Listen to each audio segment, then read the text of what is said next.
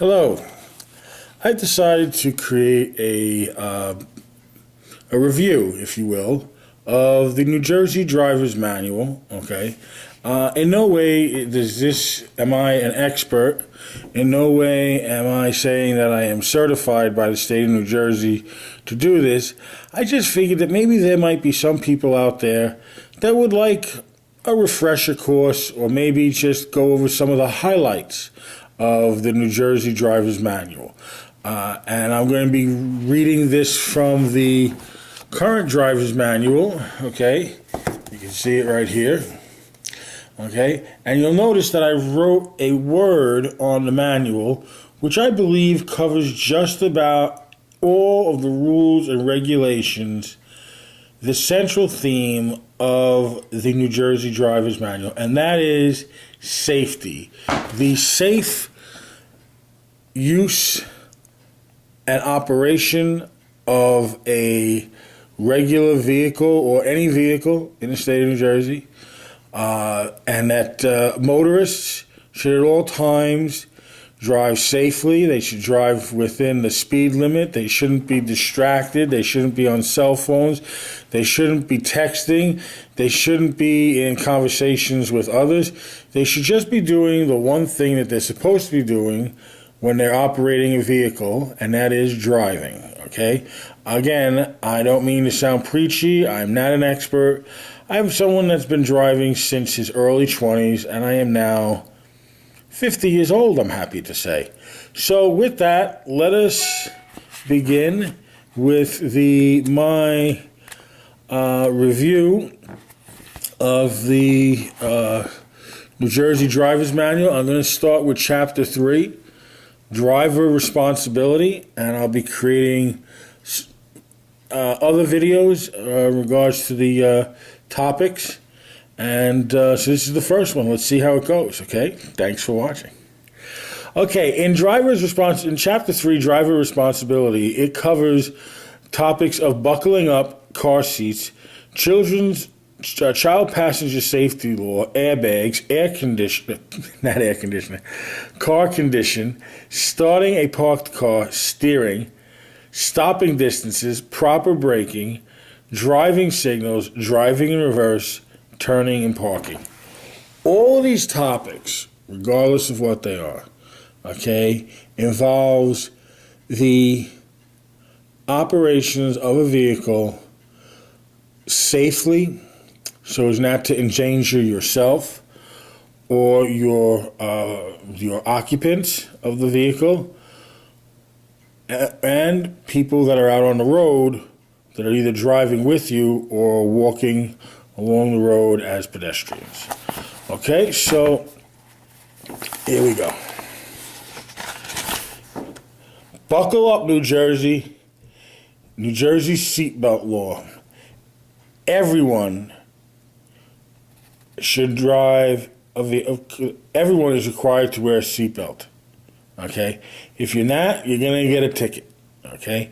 And it is the driver's responsibility for all passengers under the age of 18 to be wearing a seatbelt. Okay? Seatbelts can save lives and improve a motorist's chance of surviving a crash by 60%. Fastening a seatbelt takes only 3 seconds and reduces the chances of death or serious injury.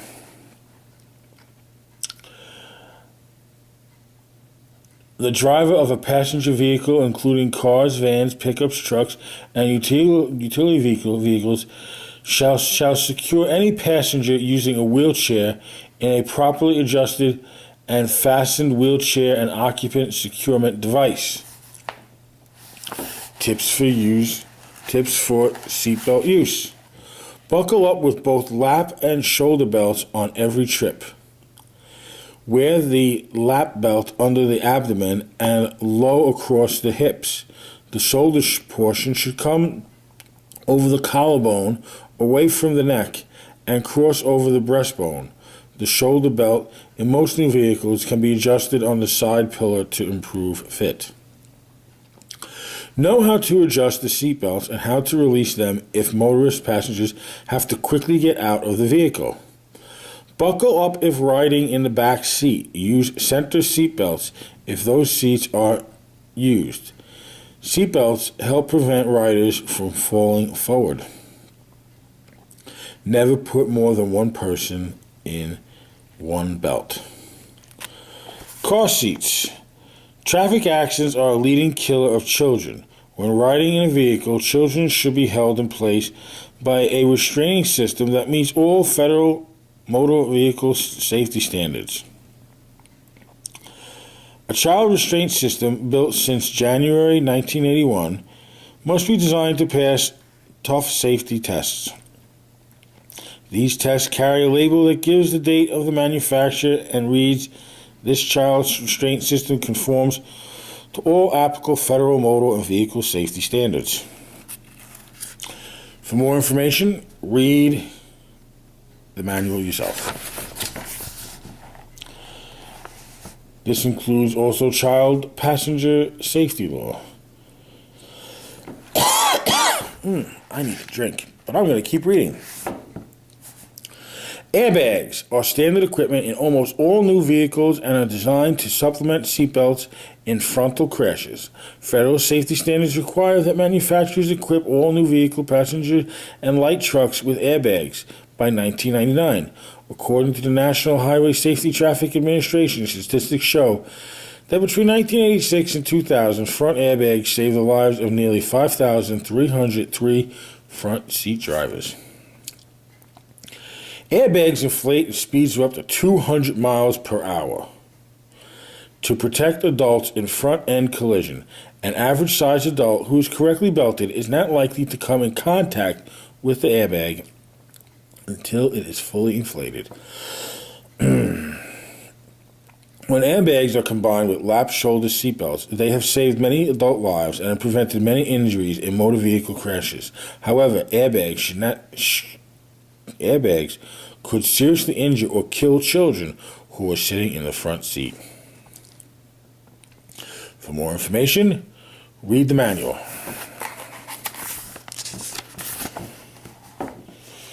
Car condition.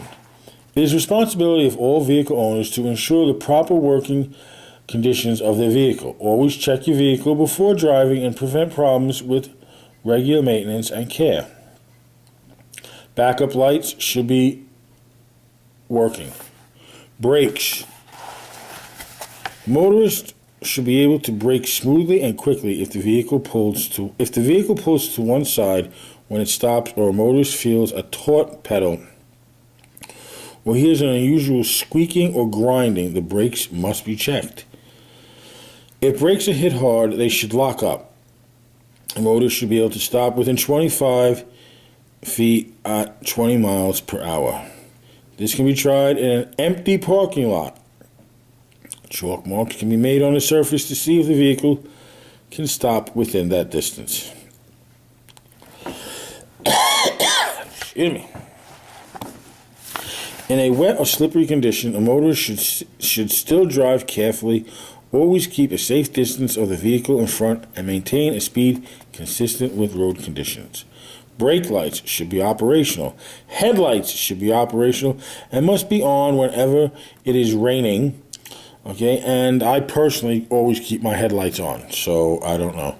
Okay, but again, there's always more information. Read the book yourself.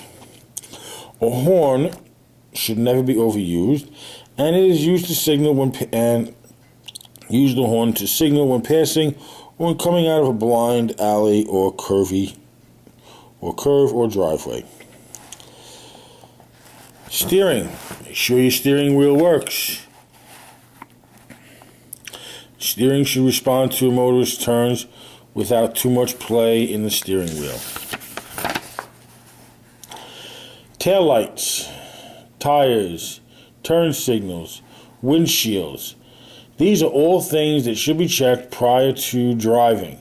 Your tail lights should be operational, your tires should be fully inflated, your turning signals should be operational, okay, and your windshield should not have any cracks.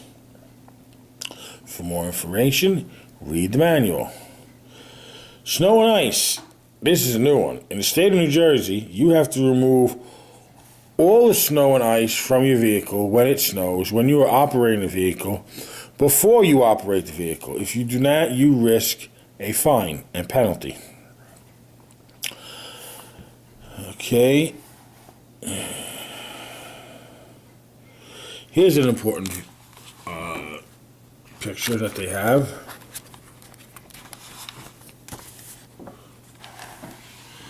This is blind spots when driving. If you'll notice, the blue car in the middle and the black areas, they represent blind spots. When you're driving, you can't see what's in those blind spots. When you're only using your side view mirrors, you actually have to slightly turn your head to either side to get a better view of traffic condition on sides of the vehicle. Okay, so you always keep that in mind. You've got the complete blind spot, and you've got the area of forward vision, the area of rear vision, and then you've got the left side of the mirror and the right side of the mirror.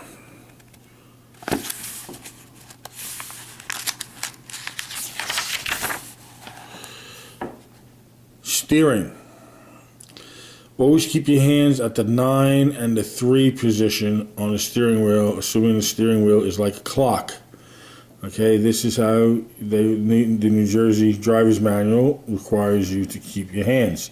You shouldn't drive with one hand or two hands at the 12 position. Okay, you should drive with both hands on the wheel, firmly holding the wheel at the 9 and the 3 position. Here's another important graph. Basically, what this surmises is for every 10 miles per hour the vehicle is moving, there should be approximately 11 feet of space between your vehicle and the vehicle ahead of you. The faster you're going, the more space you're going to need at different miles per hour. Okay? As you can see, when you're going 10 miles per hour, your braking distance is 11 feet. When you're going 70 miles an hour, your braking distance is 77 feet. Okay? And again, for more information, read the manual. Driving signals. You've got, when you put your arm out and down, it represents stop. When you put your arm out and up, it represents right turn. When you put your arm out, straight arm out, it represents a left turn. You use this should your directionals not be operational when using the vehicle. My advice to you would be drive your car to a mechanic and get it fixed, because you don't want a ticket or fine. Okay, it may be quite expensive.